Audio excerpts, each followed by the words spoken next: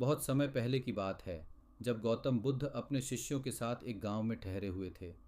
गांव में उनके आगमन की खबर फैलते ही लोग उनसे मिलने और उनके उपदेश सुनने के लिए इकट्ठा होने लगे। बुद्ध के प्रवचन गांव वालों के दिलों को शांति और संतोष से भर रहे थे। एक दिन एक अमीर किसान बुद्ध के पास आया।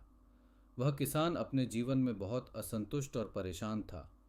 उसने बुद्ध से पूछा, मुझे अपने जीवन में बहुत सी समस्याओं का सामना करना पड़ता है।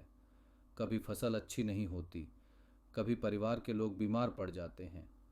मैं इन सब परेशानियों से कैसे मुक्त हो सकता हूँ?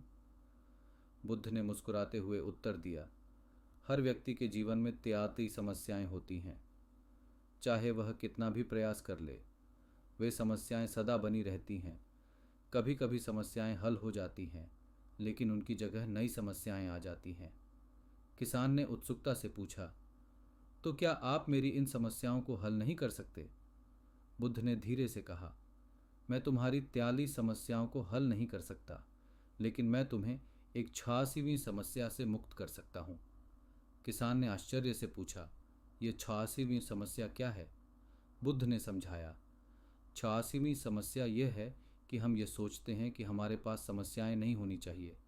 अगर तुम इस समस्या से मुक्त हो जाओगे और ये स्वीकार कर लोगे कि जीवन में समस्याएं सदा रहेंगी, तो तुम्हारा मन शांत हो जाएगा।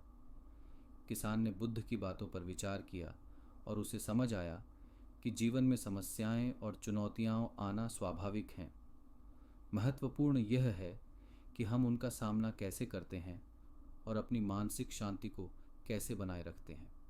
इस प्रकार किसान ने बुद्ध से यह महत्वपूर्ण शिक्षा प्राप्त की कि जीवन में समस्याएं सदा रहेंगी, लेकिन हमें उन्हें स्वीकार करके अपने मन को शांत और संतुलित रखना चाहिए। बुद्ध की यह कहानी हमें सिखाती है कि जीवन में समस्याओं का होना स्वाभाविक है, लेकिन उनका सही तरीके से सामना करना और अपने मन की शांति बनाए रखना ही असली कला है।